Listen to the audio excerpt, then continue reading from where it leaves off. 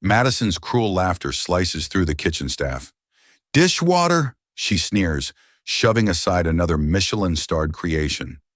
Sam, a waitress cloaked in the scent of garlic and thyme, watches the spoiled billionaire's daughter, a bitter truth simmering. Madison has no idea what real hunger tastes like. What if the billionaire's kids rejected every dish they tried, until a waitress from the streets cooked something that made them speechless? Samantha Carter, known to everyone as Sam, wiped her hands on her worn apron, the faint scent of garlic and thyme clinging to her skin. At 28, she carried the weight of a life shaped by struggle. Born in a crumbling Detroit neighborhood, Sam grew up in a two-bedroom apartment where the heat flickered more than it worked.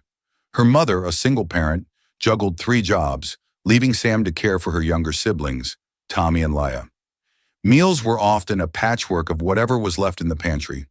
Canned beans, day-old bread, a single onion.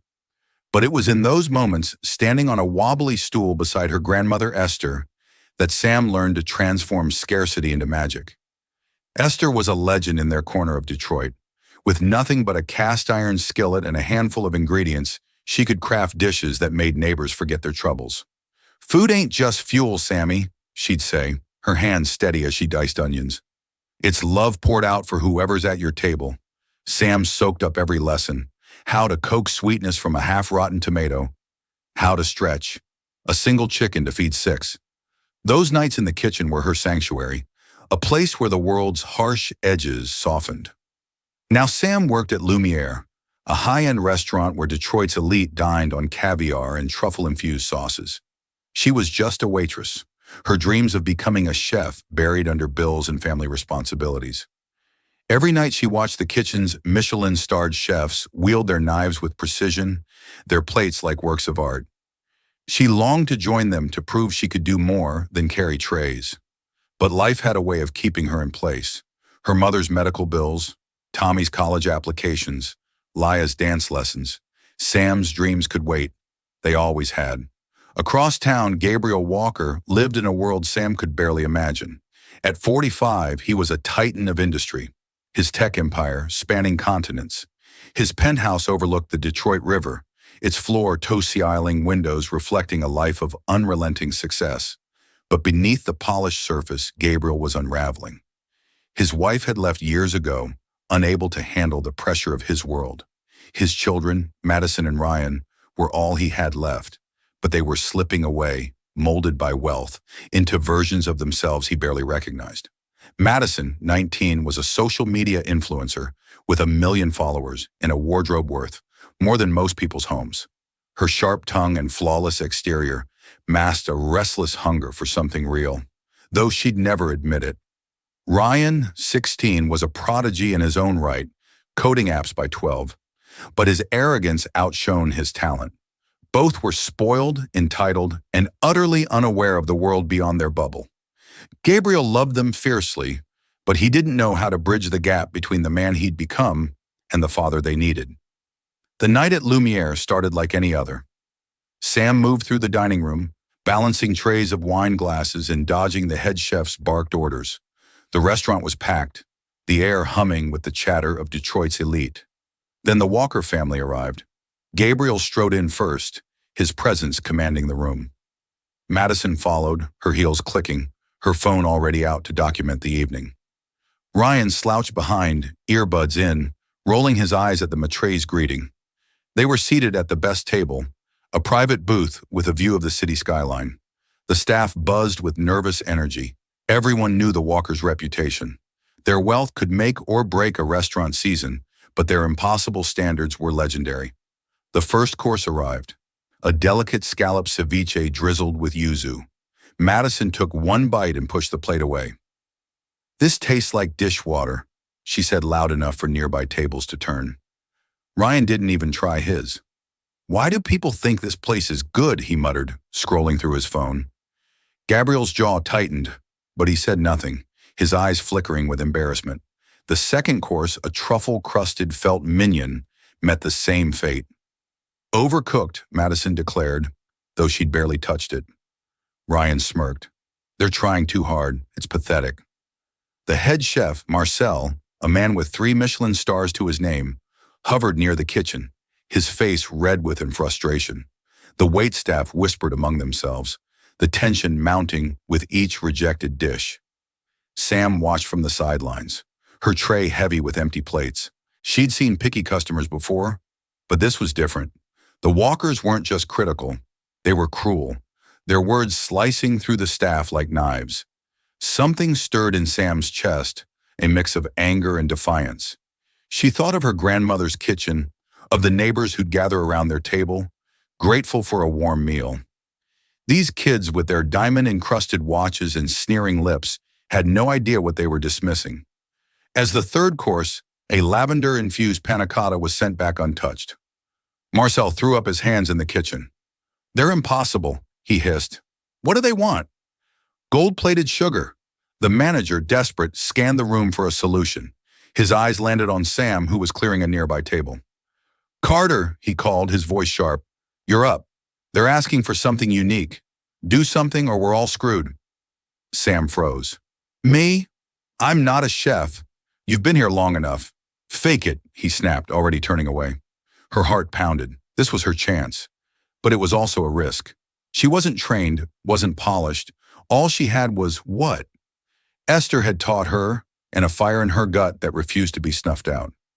She glanced at the walker's table, at Madison's bored expression and Ryan's smug grin. Something inside her snapped. Sam approached the table, her apron still smudged with sauce from the night's chaos. Gabriel looked up, his brow furrowing. Madison raised an eyebrow, clearly unimpressed. Ryan didn't even glance her way.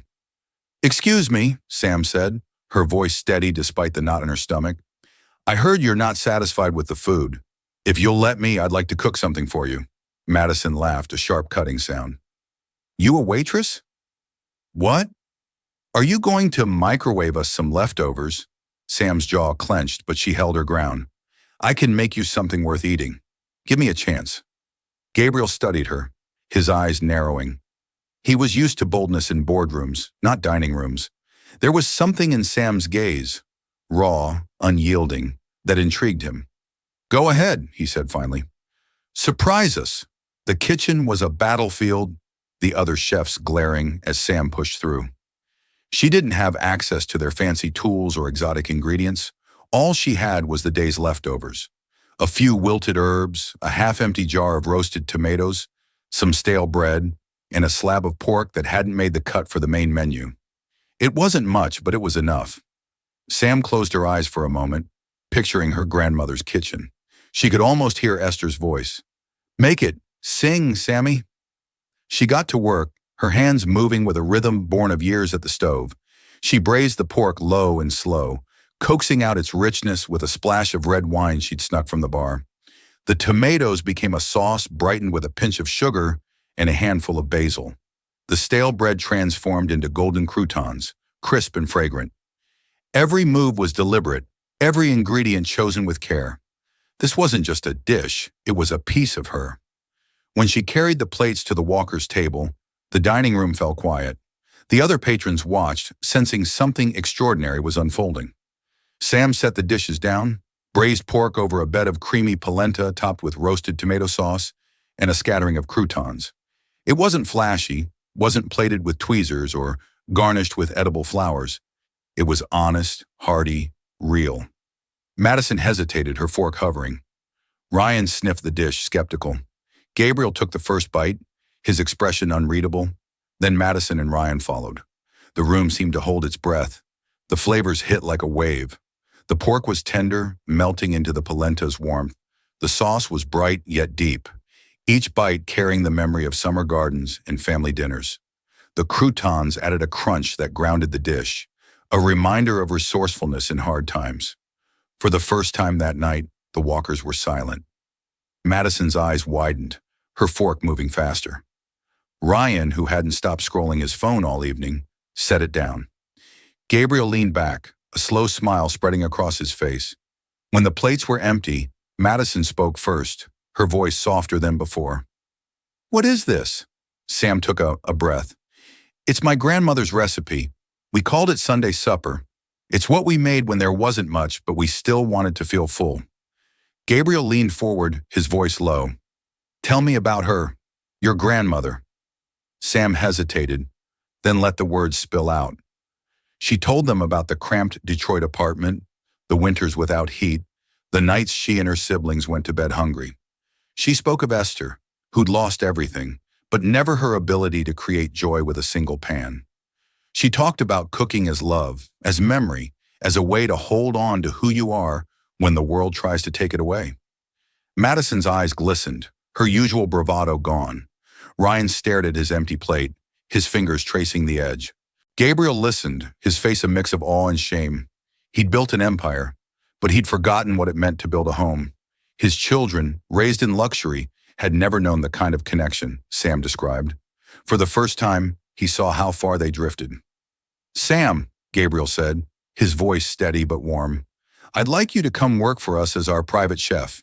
You'd have everything you need. State-of-the-art, a kitchen, unlimited budget. You could make a name for yourself." The offer hung in the air, a golden ticket to a life Sam had only dreamed of. The other waitstaff gasped, their whispers rippling through the room. This was her chance.